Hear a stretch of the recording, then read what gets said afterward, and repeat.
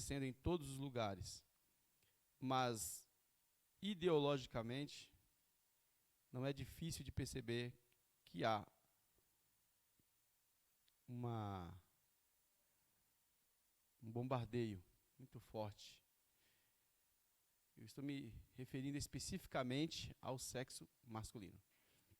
Então, gostaria que vocês orassem comigo nesse momento. Como se comemora os dias dos pais hoje, eu não creio que seja injusto orar pelos homens, né? Fazer uma pergunta, algumas das mulheres se sentem chateadas por isso, não? Não, né? Porque andando por aí, nós percebemos que só de falar a palavra homem, a gente é visto como machista. Então, nem oração pelos homens pode ser pedido mais, porque parece que você se transformou em um machista. Então, tá difícil, né? E eu acho que é mais do que justo orar pelos homens, né? Por que não os homens serem alvo da oração das mulheres? Há algum problema nisso? Não, né? Assim como o oposto, também não existe problema algum. Porém, em nossos dias, a gente fica um pouco constrangido,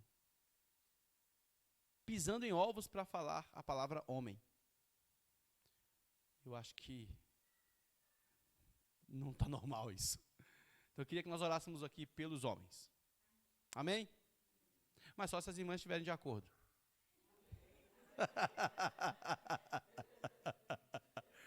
Então, por favor, vamos orar. Pai querido e santo, graças te damos.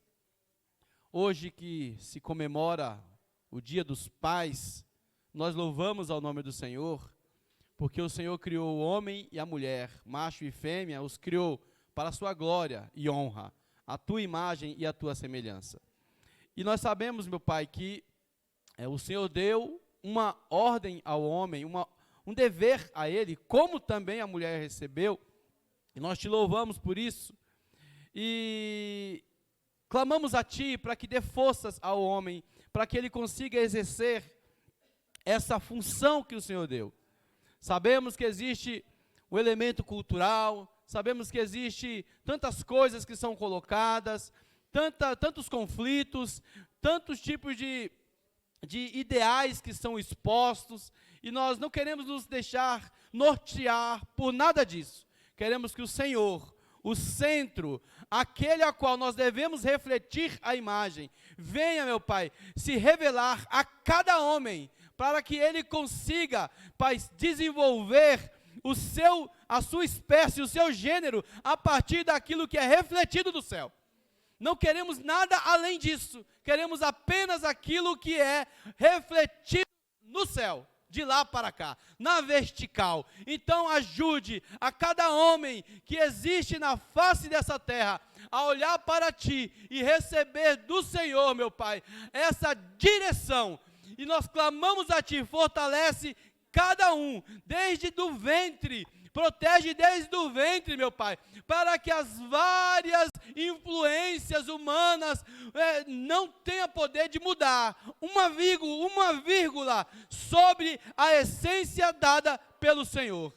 Então, meu Pai, que o Teu Espírito Santo fale a cada coração e guarde cada servo Teu, em nome de Jesus. Amém e amém. Glória a Deus. Amém? Abra sua Bíblia no livro de João, capítulo 14. E o tema dessa manhã, da mensagem dessa manhã, é: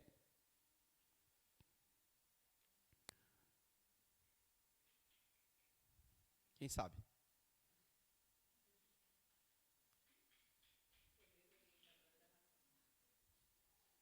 Eu mandei no grupo da igreja, mas ninguém lembra, né?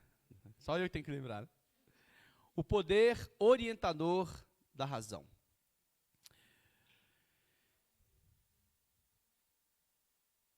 João 14, 6. Respondeu Jesus: Eu sou o caminho, a verdade e a vida.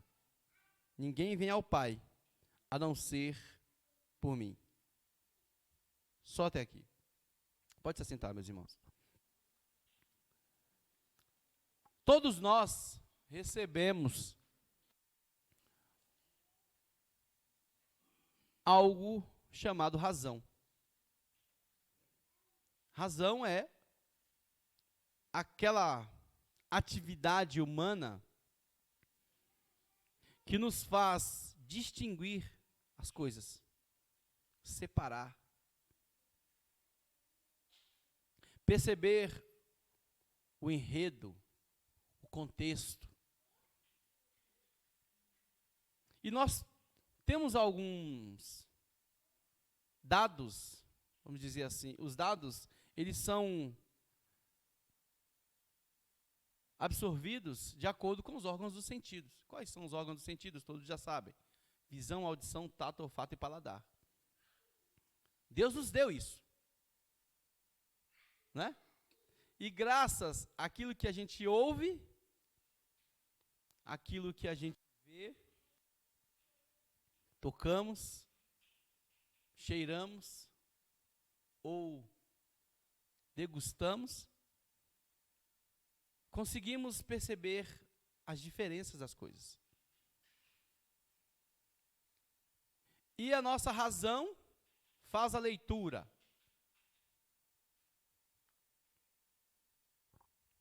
Então a razão é uma espécie de bloco da inteligência humana.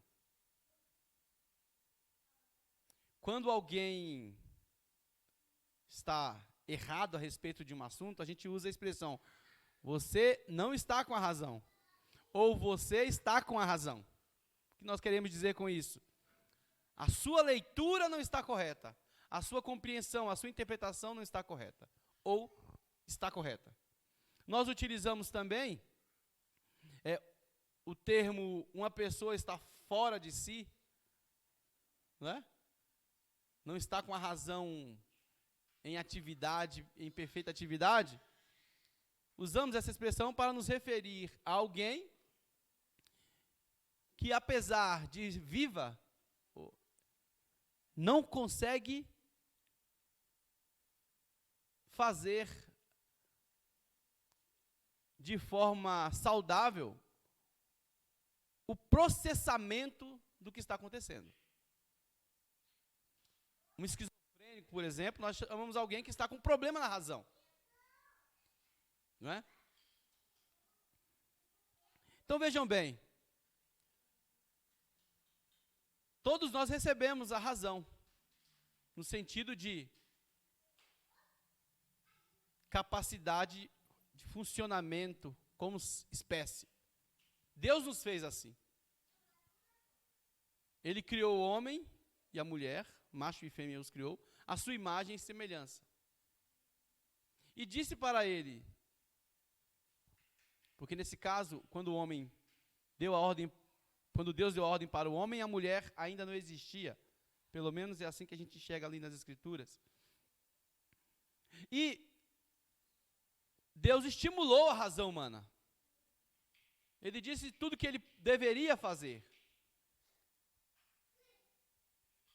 E o que ele não poderia fazer. Aquilo é um estímulo para o uso perfeito da razão. E esse uso perfeito da razão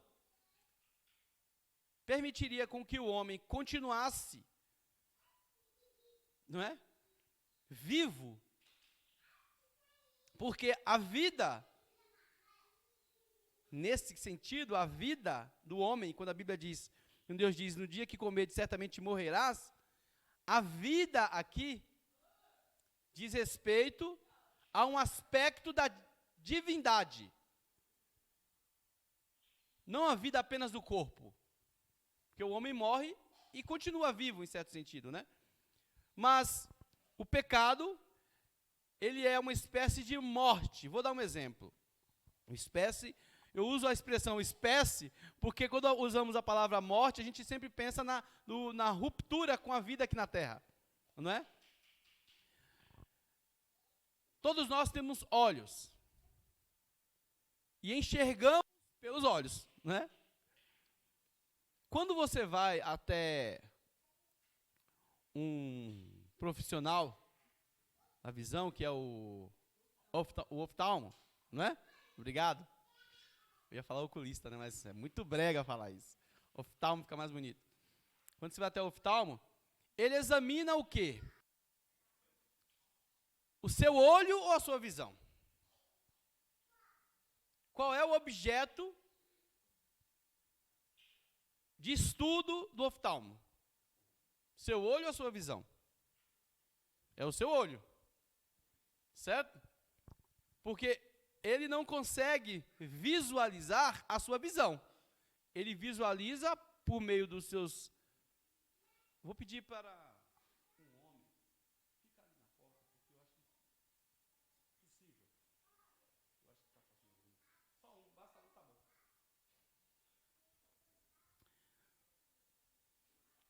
Ele examina o objeto de estudo do oftalmo é o olho, não é? Objeto, aquilo que é palpável. A visão, ele não consegue constatar, certo? Porque a visão é tua. Não é assim? Ele coloca lá as letras para você, para perceber se você está enxergando aquela letra ou não. Mas como você está enxergando, ele não enxerga, certo? Ele vai mudando, alterando as lentes, para, de acordo com a tua resposta, ele interpretar algo. Não é assim, Cauã? É assim, né? Não é assim, né, Cauã? Então vejam bem, ele não enxerga por você.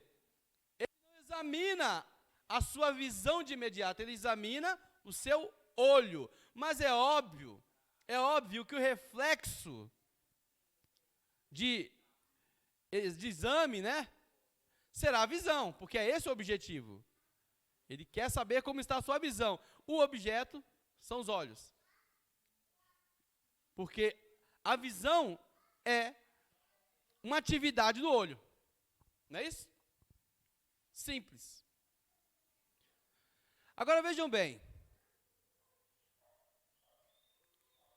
Aquelas lentes servem como orientadora entre o examinador, o oftalmo, e o paciente. Tem as ferramentas, os instrumentos, que são as lentes, que ele vai trocando. Não é assim? Ele vai alterando e te perguntando para saber se você está enxergando ou não. Antes do pecado, quando Deus fez o homem à sua imagem e semelhança, a natureza humana em si, ela não é pecaminosa. Porque se o homem é a imagem e semelhança de Deus, então Deus não poderia fazer um homem com a natureza pecaminosa. Se o homem é imagem e semelhança, é porque a sua natureza é divina. Mas o pecado inclinou a natureza humana para o mal. E foi isso que Deus disse. No dia que comerdes, certamente morrerás. Então, nesse sentido, o homem não é pecador por natureza. É claro que não. Porque por natureza ele é santo.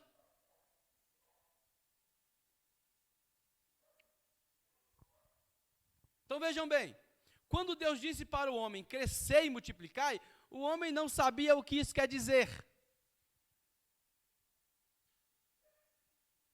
O plano era divino. O plano do crescer e multiplicar não é humano. O primeiro homem e a primeira mulher simplesmente passaram a existir em um determinado momento e se dá conta de que estão aqui. Certo? Imagina aí, Cauã. Você está aqui na igreja. Certo? E de repente você dorme. E acorda em um outro local. Já aconteceu com alguém aqui de desmaiar e acordar em um local que você não sabe como foi parar lá? Já aconteceu? Presbítero também, já aconteceu isso? Você acordou em um local que você não sabia como foi parar lá. Depois de um tempo você foi processando e lembrando. Já aconteceu com você, Mar? Não, né? Graças a Deus. Mas já aconteceu com algumas pessoas. Desmaiaram. Minha esposa linda. Com você aconteceu? Mas não foi na minha gestão não, né?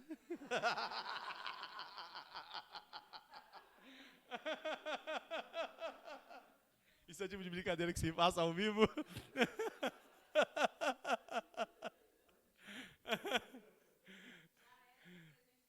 É. Bom, devo lembrar a vocês que a minha esposa casou apenas comigo, viu? E que ela não teve outro namorado antes de mim.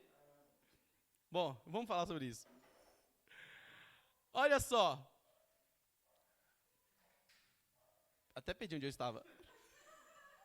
Culpa sua.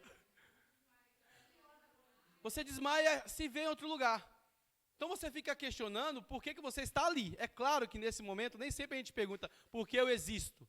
Porque eu estou ali. Mas no caso do homem, em um determinado momento, o homem e a mulher, eles se perceberam existindo. E aí eles começam a especular. Não é isso?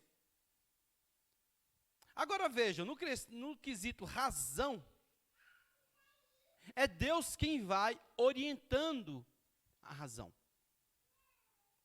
A mensagem dessa manhã tem como tema o poder orientador da razão. É Deus quem vai falando para o homem, algumas coisas ele não sabe, por exemplo, crescer e multiplicai. Ele está escutando essa ordem agora, mas ele não sabe o que é isso, ele não teve a experiência ainda da existência de uma outra pessoa. Então imaginem a primeira gravidez, né? Como foi para o homem?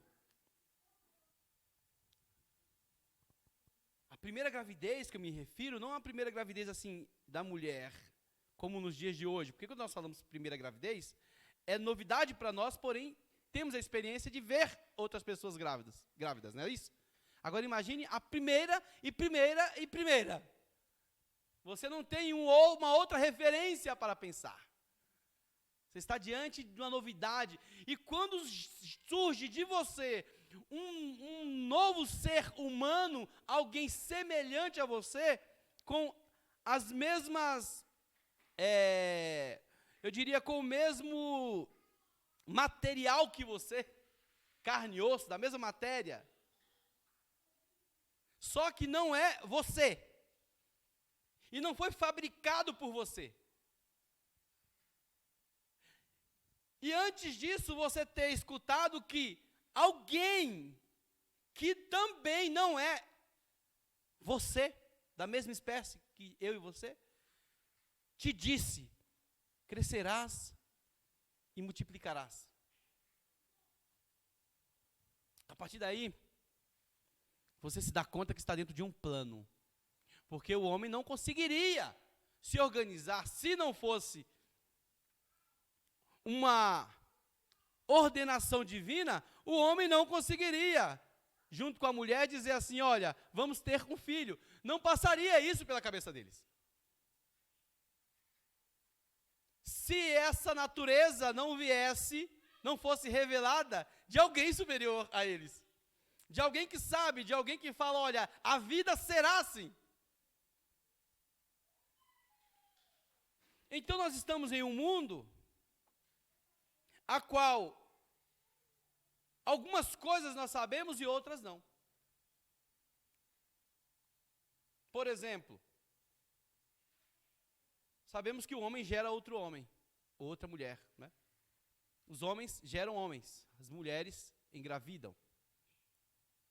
E nascem outros seres humanos. E essa é a única forma pela qual o homem existe. Não existe outro modo. Não existe um aparelho que cria homens e mulheres. Não é assim? Não existe uma fórmula científica que vai lá na árvore, tira um produto da árvore, uma substância da árvore, ou uma substância da pedra, une um com o outro e nasce um ser humano. Isso não existe. Nunca existiu e nunca existirá. Se você crê que isso é possível, então você não está mais utilizando a razão, e sim a fé. Você pode chamar de ciência, tá bom, mas é fé. Porque é algo que a própria ciência diz que é impossível. Quando eu digo a ciência diz, a ciência não é no sentido de que existe alguém com toda a autoridade e poder. Não, é os estudos humanos. O que é ciência? Estudos humanos. Quando alguém bate no peito e diz assim, a ciência diz, na verdade precisa entender o que ela quer dizer com isso, porque ela não está dizendo muita coisa, não. Não está dizendo muita coisa. A ciência significa estudos. E estudos é resultado de alguém que está pesquisando. Que pode errar. Há divergência. Agora vejam bem. Aqui nós temos Deus orientando o homem. Cresçam e multiplicam. E multipliquem. É interessante que o homem também tem ciência agora de que ele veio, né, crescer e multiplicar, isso significa que essa multidão que surgirá no tempo e no espaço a partir de um casal, não tem a ver com o plano do casal. É algo pensado antes da existência desse casal. Vocês estão me entendendo?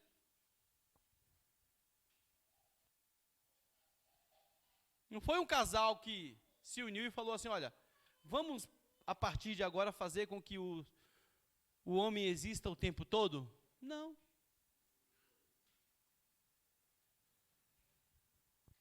Não foi assim.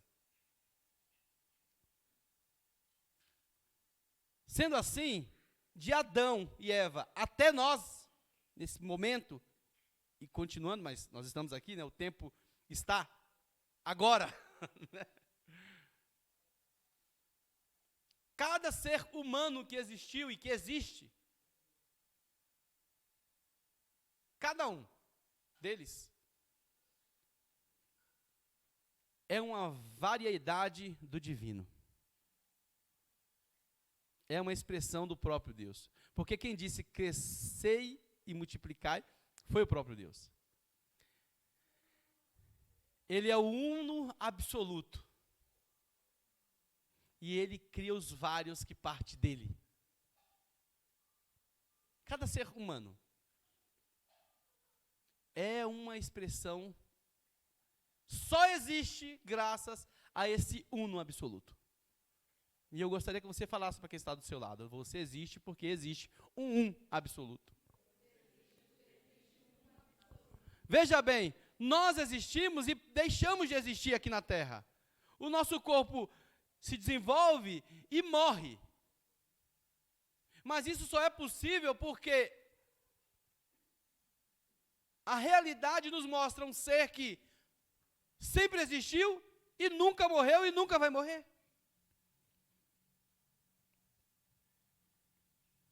Só é possível por causa disso.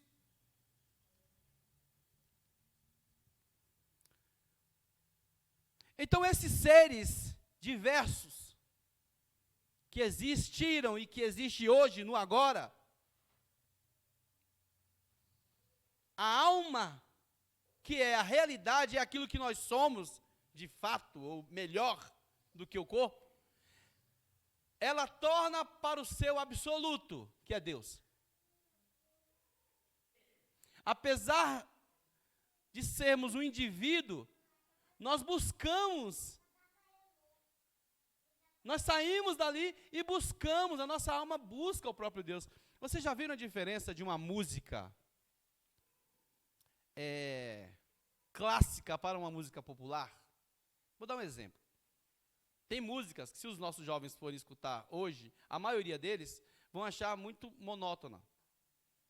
Porque existem músicas que são voltadas para o prazer do corpo. A audição estimula o corpo. E músicas em que a audição estimula a alma.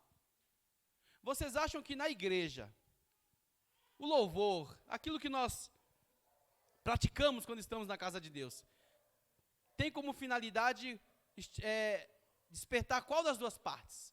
Sua opinião apenas. Não quero dizer, não estou pedindo para você determinar. A alma ou o corpo? Hã? O que você acha, vermelho? A alma, né? O que eu quero dizer com isso? Algumas músicas, naturalmente, já mexem com o seu corpo, né? Não é assim? Começa aquela batida, e o seu corpo, meio que a primeira coisa que você sente é a necessidade de bater a perna. Qualquer criança, qualquer um de nós, não é assim? Pitágoras, Bach, são filósofos músicos, Beethoven, falam sobre tudo isso. Que o beat, ele mexe com o nosso corpo. Mas existem músicas que quando você está assistindo, ou alguém apresentando, você não sente nenhuma vontade de mexer o corpo. Você só fica ali olhando, parado, mas algo acontece dentro de você. E às vezes a gente até fala assim, nossa, eu estou sentindo uma tristeza, a alegria, algo indefinido. Não é que você não está sentindo nada, você está sentindo alguma coisa. A única realidade que você percebe é que não é o seu corpo desejando se mexer, mas a música mexe com alguma coisa dentro de você. E como nós vivemos em uma era em que o corpo é muito estimulado, existe uma sobrecarga musical atuante em nossos dias, em função de fazer com que o nosso corpo se mova, há pouca habilidade de exploração da alma por meio musical. Até na igreja, quando alguém vai na igreja e essa igreja tem um culto muito solene, em nossos dias as pessoas acham um absurdo, porque é uma igreja, chamam até de igreja morta, porque estimula muito a alma. Olha que como a gente tem capacidade de mudar a coisa. Uma igreja que estimula muito a alma, a gente chama de igreja morta. Uma igreja que tem aquela badalação, aquele som, aquele buf, buf, buf, buf, a gente fala que é uma igreja viva. Veja como a nossa cultura nos faz enxergar vida e morte de forma oposta. A ponto da gente se sentir bem em um local que está oferecendo algo divergente ou diferente daquilo que deveria oferecer. Mas vejam bem, até aqui não fiz nenhuma crítica. Vocês me viram fazer alguma crítica? Nenhuma. Só estou expondo a realidade que diz respeito à essência humana. E eu gostaria, inclusive, nas redes sociais, que se tiver alguém que queira contrapor, pode fazer isso publicamente ou no privado, que eu terei a maior satisfação de responder, caso haja alguma divergência, sem problema algum. O que eu falo publicamente, posso responder publicamente também. Desde que a pergunta não seja feita com caráter de distorção daquilo que eu estou falando, né? E nem com intenção de guerra, de briga, de confusão, né? Que não é essa a necessidade. Agora vejam bem, quando Jesus diz, eu sou o caminho, a verdade e a vida, isso aqui são orientações, o poder orientador dele,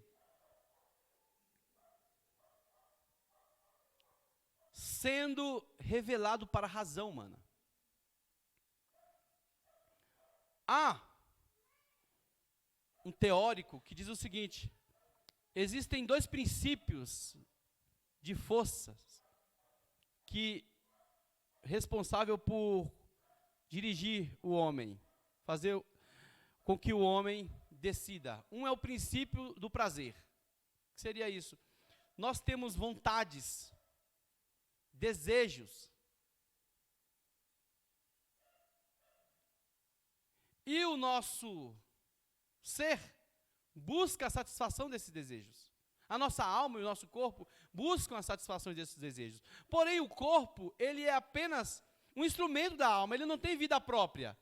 Quando uma pessoa morre, a gente percebe que não há vida própria, não há interesse próprio. O corpo se inclina para os desejos da alma. Quando alguém quer pecar, não é porque o corpo está empurrando essa pessoa para pecar, não. É porque a alma está incentivando o corpo a fazer isso, exatamente o contrário. Se você fica pensando em algo, não é o seu corpo que está pensando, é a sua alma que está pensando, porque o corpo não pensa. O corpo serve. Todos que estão aqui e nos acompanhando, compreendem muito bem, sabem muito bem, que antes de fazer alguma coisa errada, você pensa naquilo. Se você pensa naquilo, não é porque o seu corpo está pensando, ele não tem vida sem a alma.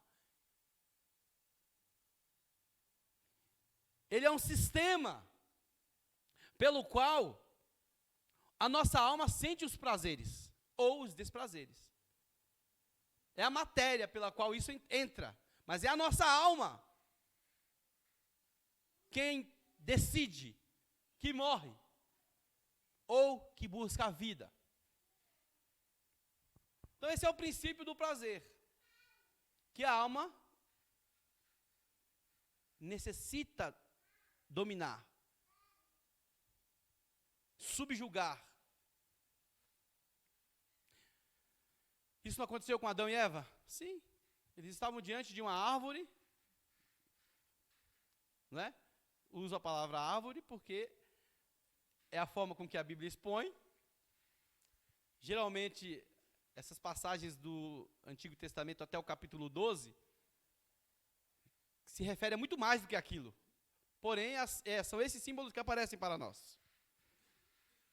E ali, ele estava diante da decisão de fazer o que Deus mandou ele fazer ou não fazer o que Deus falou para ele não fazer. Até então, ele convivia com aquela árvore ali muito bem, obrigado. O seu corpo não se sentia estimulado a nada. Não necessitava do fruto daquela árvore. Mas veio uma entidade chamada Satanás, a serpente, e falou aos seus ouvidos. Bom, irmãos, os ouvidos, né? Melhor assim. Os ouvidos funcionam se não existir uma alma dentro dele? Claro que não. Os ouvidos sem uma alma e uma pedra e uma madeira é a mesma coisa. Um corpo morto, você fala naquele ouvido e não estará falando para ninguém. Agora, por mais que uma pessoa esteja em coma ou em estado de esquizofrenia crônica, se você falar ao ouvido daquela pessoa, pode ser que ela não processe do jeito certo, mas a voz entra. Porque há a presença da atividade. E só é presente essa atividade porque tem uma alma que absorve aquilo que está escutando, ouvindo. Correto, pastor Lafayette? Agora vejam bem. Princípio do prazer e o princípio da realidade. Porque uma coisa é o prazer e outra coisa é a realidade. Não dá para a gente satisfazer tudo aquilo que nos dá prazer, não é verdade? Nós sabemos que a realidade nem sempre corresponde com aquilo que nós sentimos prazer ou desprazeres. Às vezes nós não temos prazer em fazer alguma coisa, mas a realidade nos obriga a fazer isso. Como, por exemplo, estudar. Não é verdade? Cauã, Daniel, Marcele, Daniel, Nicole, Manu. Não é verdade? Estudar não é uma coisa tão fácil assim. Dependendo da matéria. Se for filosofia, história, não é assim não, hein? Comigo não é assim não. Mas olha só.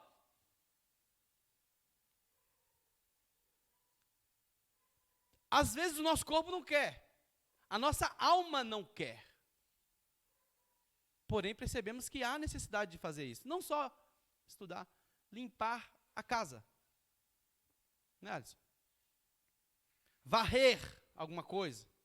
Quando você queria ficar sentado ali. Sei lá, fazer qualquer coisa que a gente não queria fazer, que gostaríamos de estar em outro local, mas precisamos. Ir até o hospital. Às vezes esperar 5 horas, 4 horas. Ter que levar alguém ao médico. Vamos com prazer de suprir uma necessidade de correr atrás de algo, de alguém que a gente ama, né? De proteger alguém que a gente ama. Mas não é porque a gente fala assim, olha, eu amo ir para o hospital. Não é isso, não é? Não é por causa do hospital. É por causa da pessoa que a gente está acompanhando. O prazer nosso é em auxiliar aquela pessoa.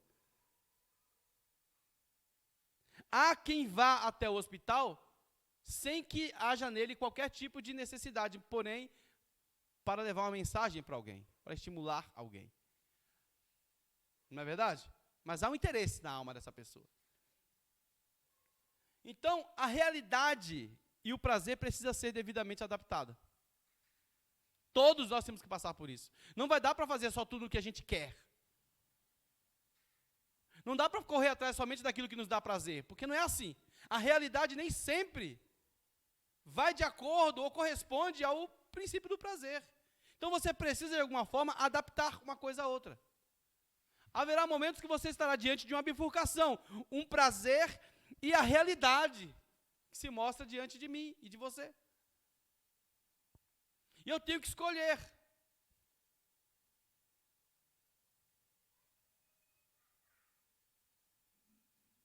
Sempre estaremos diante dessa bifurcação. É como se você chegasse aqui e encontrasse duas vias, uma para a direita, outra para a esquerda. Aí você escolhe o da esquerda, né? Aí quando chega lá, você encontra outra bifurcação.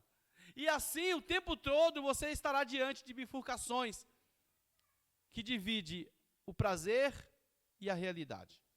Às vezes, algo que é real, tem a ver com a realidade, corresponde com aquilo que é prazeroso. E às vezes acontece ao contrário. Mas sempre você estará diante dessas duas responsabilidades, porque isso tem a ver com o que Deus te deu. A razão, a habilidade do uso da razão. Uma espécie de autonomia dentro de um campo dado pelo próprio Deus. Agora vejam bem, Deus te criou assim,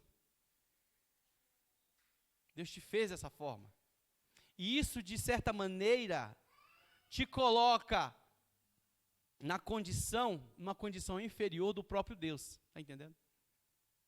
Por quê? Porque dentro de um limite, você tem algo que nem sempre os animais têm, que é o direito de escolher. Autonomia de escolha dentro de um campo. Olha só, nós não escolhemos fazer com que o dia passe mais rápido ou mais devagar. Não pertence a nós. Você sabe que existe o processo de dia e noite. Dia e noite. Você sabe que precisa estar acordado em um determinado momento e um outro dormindo e o outro acordar. Que hora você acorda, Daniel? Para fazer o que tem que fazer. Pode chutar aí, já que você não lembra. Pode falar, não tem problema não. 7? Parabéns, Daniel. Acorda mais cedo que o pai.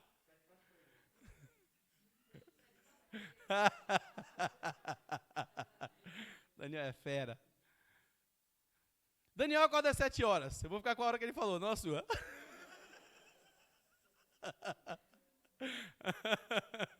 Hoje é dia dos pais, mas eu vou ficar com o dia com os filhos. Olha só, Daniel acorda às 7. Né?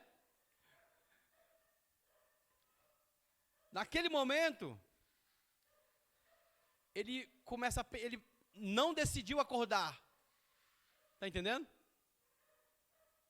Não é assim, eu estava dormindo e quando dormia decidi acordar. Não, isso tem a ver com a natureza. Faz parte do processo da natureza.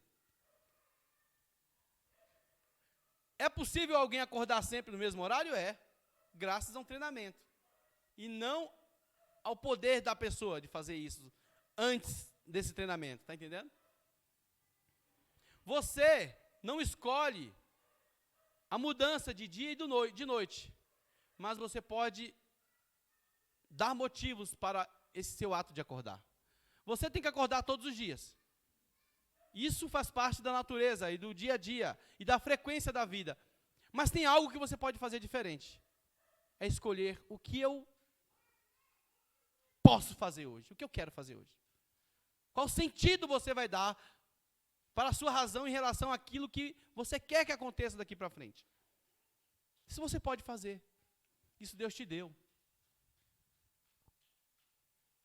Você pode criar sentido para o seu amanhã.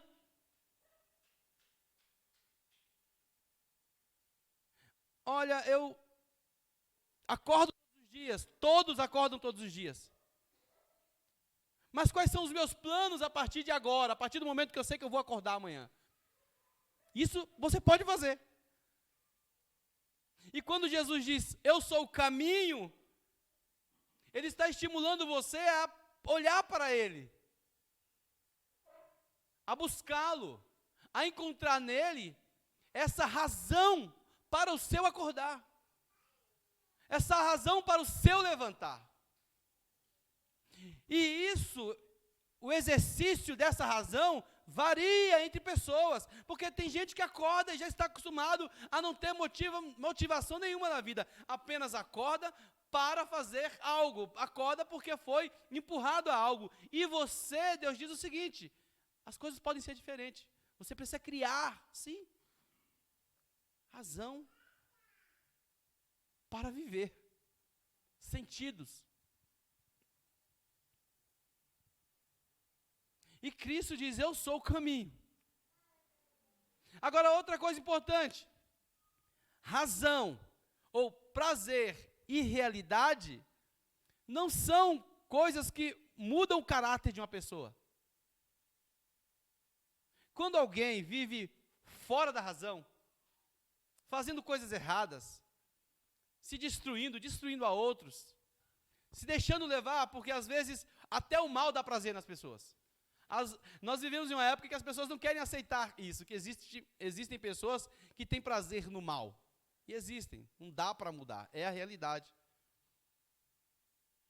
Tem gente que se alegra mesmo vendo o sofrimento do outro. Quantos casos nós já não escutamos de pessoas que, após terem entregado tudo sobre a pressão de alguém que estava com a arma sobre a sua cabeça, apontada para ela, e ter clamado por misericórdia, mesmo assim a pessoa foi capaz de fazer algo desnecessário, impedindo aquela pessoa de continuar vivendo. Isso não são poucos casos assim. Há quem diga que isso é problema que envolve a educação. E eu confesso que eu fico pensando, por que a educação? Será mesmo que só mata quem não concluiu o ensino médio? Se a pessoa que concluiu o ensino médio, ela não matará? Uma coisa não tem nada a ver com a outra. Uma pessoa que se formou em uma faculdade, então ela não comete mal contra o outro, não tem prazer no mal contra o outro, porque a maldade humana está conectada com a formação curricular da pessoa, não faz sentido nenhum. E isso, se tiver alguém nas redes sociais que quiser me contestar, também eu estou disponível para conversar sobre esse assunto. É claro que não. A maldade humana é algo que diz respeito ao pecado mesmo, à inclinação da carne, o ato de se curvar para o desejo pecaminoso e a rejeição a qualquer tipo de voz que mostre para ele ou para ela que deve ser diferente. E que ela, de certa forma, está cometida a um mal, pela qual ela voluntariamente se identifica, porque sente prazer naquilo. Então, você começa a mostrar a realidade para aquelas pessoas que fazem mal, e dizendo para ela, olha o que acontece com os outros, enfim, o psicólogo faz muito isso, não é? Ele vai tentando mostrar a realidade para uma pessoa que está entregue demais aos seus prazeres. Só que o fato da pessoa saber disso não é suficiente para ela mudar. Só é possível ela mudar de comportamento se houver outro elemento conectado ao absoluto que faça ela parar e pensar, realmente, eu me convenci. E isso chama-se verdade. Uma verdade absoluta. Não basta apenas mostrar o caminho, é necessária a verdade. Quando essa verdade é percebida, entra aí a participação do nosso juízo. Eu aceito ou não a verdade. Então Jesus diz para a nossa razão, eu sou o caminho, a verdade. Às vezes queremos fugir da verdade, porque pensamos ser ela muito difícil de lidar.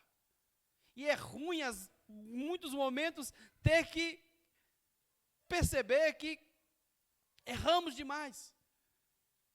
Temos que prestar contas daquilo que falamos para um monte de pessoas, quando batíamos no martelo, que pensávamos ao contrário, tentávamos persuadir várias pessoas em favor de um ideal, mas quando a verdade vem, a gente pensa assim, puxa vida, e agora eu vou ter que mudar, e todo mundo vai ver que eu mudei? Foi isso que aconteceu com um homem chamado apóstolo Paulo, por exemplo. E foi tão forte isso, que quando Deus apareceu para... Como é o nome do homem lá? Eu sempre esqueço o nome dele. Ananias. Para Ananias, vejam, não foi um discípulo, viu? Não foi um outro apóstolo. Foi um anjo. Né? Deus, de certa forma, aparece para ele, porque ele está vendo algo que não é humano, não faz parte da lei da física terrestre, material. E vai dizer para ele, olha, vai chegar aí um homem chamado Saulo. E ele diz, Senhor, você está brincando. Esse homem, você não... Olha o que ele fala para Deus. Você não sabia que esse homem mata todo mundo? E eu já tive uma sensação assim na igreja. Porque eu conhecia, antes de conhecer a igreja, eu conhecia um camarada que era muito perigoso. Ele nunca me ameaçou, mas eu tinha medo dele. Era tipo um racha-cuca nos dias de hoje. Não sei se as crianças já assistiram racha-cuca. Então vai assistir Chaves. É uma coisa boa. Olha só. Domingo que vem os adolescentes vão todos chegar aqui contando que assistiram o racha-cuca do Chaves lá. Eu tinha muito medo daquele camarada, porque eu vi ele fazendo algumas coisas. E eu via o medo que as outras pessoas tinham dele. Um certo dia eu estou na igreja, ele me aparece lá. E eu pensei em sair da igreja. Porque eu estava muito assustado. Então não é difícil para mim entender Ananias. E ele fala isso para Deus, Senhor, olha o perigo. Aí Deus vai falar assim para ele, olha, recebe ele, porque ele é para mim um vaso escolhido. A vida dele, ele se inclinou para a verdade. O coração dele foi transformado. É claro que não foi graças ao homem, foi graças a uma intervenção divina. Mas ele teve encontro com a verdade. A realidade que mostra a verdade para ele. E ele está disposto agora a seguir. Encontrar pessoas falando para ele, mas você não dizia o contrário? Você não era contra? Agora você é a favor? Bom, Saulo vai ficar um tempo ainda em silêncio. Ele não vai sair defendendo um monte de coisa, não. Ele vai ficar um tempo em silêncio e aprendendo. Antes de falar alguma coisa, ele vai aprender. Porque ele quer saber mesmo. Ele não quer brigar e discutir, ele quer saber, ele quer compreender. Ele não está interessado em fazer parte dos movimentos de debate. Não, ele quer saber como as coisas funcionam. Ele quer conhecer aqueles que conheceram o mesmo Deus que apareceu para ele. Aqueles que estão dentro dessa missão pela qual Deus os chamou. Então vejam bem. O Senhor vai dizer, eu sou o caminho, a verdade. Queridos irmãos, nós precisamos colocar em nossos corações, precisamos pensar a respeito do que faremos amanhã. O que você pensa para amanhã? Em relação a Deus. Há um orientador.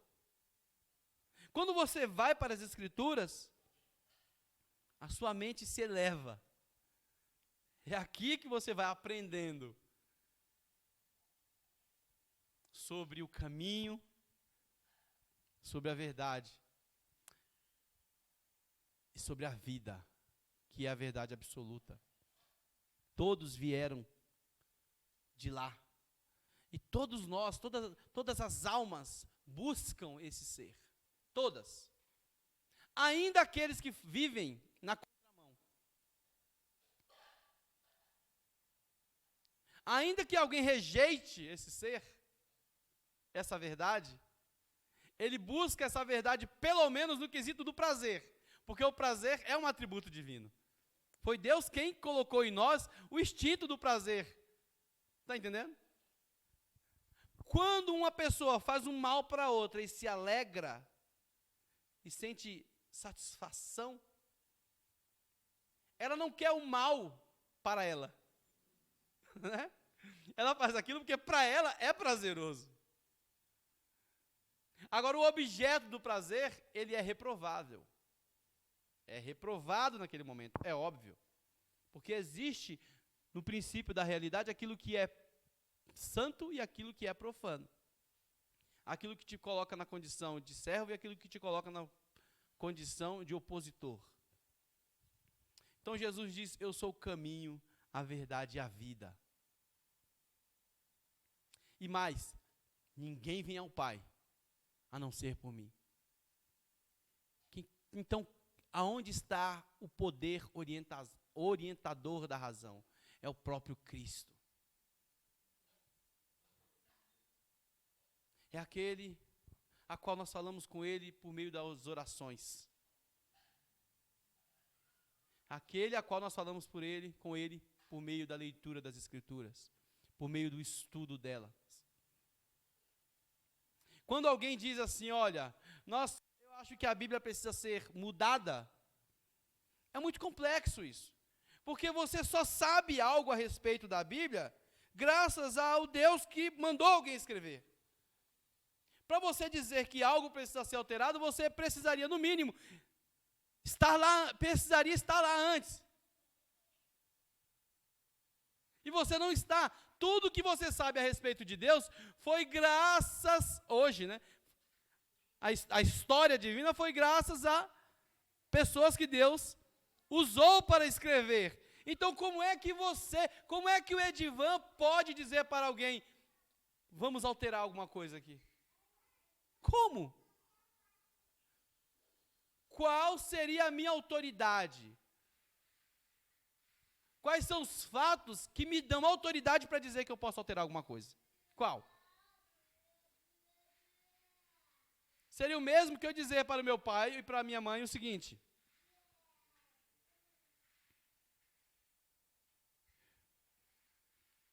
eu não nasci do seu ventre. E eu vou provar que eu não nasci do seu ventre. Vejam bem, eu não me lembro de absolutamente nada quando eu nasci. A minha mãe e o meu pai viram eu nascer. Como eu posso provar a maneira que eu nasci? Não é? Não tem como. Eu não lembro qual foi dos meus filhos que, antes de nascer, o cordão umbilical estava dando 2 voltas assim. Foi a Manu, né? E a médica mostrou pra gente. Ela falou, não, mas fica tranquilo que não está acontecendo nada de errado, só tem 2 voltas. Não tá tudo normal. Imagine, eu digo para minha filha assim, olha, foi assim. A médica nos mostrou isso, porque eu e a sua mãe somos as testemunhas, meu Deus do céu.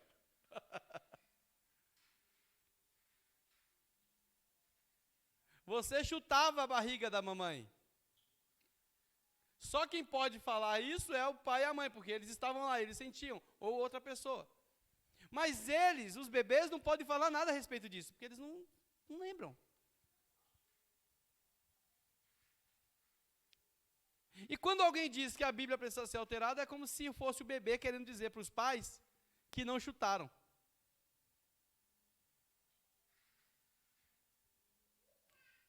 É ir contra as próprias testemunhas. ou as únicas testemunhas. É impossível.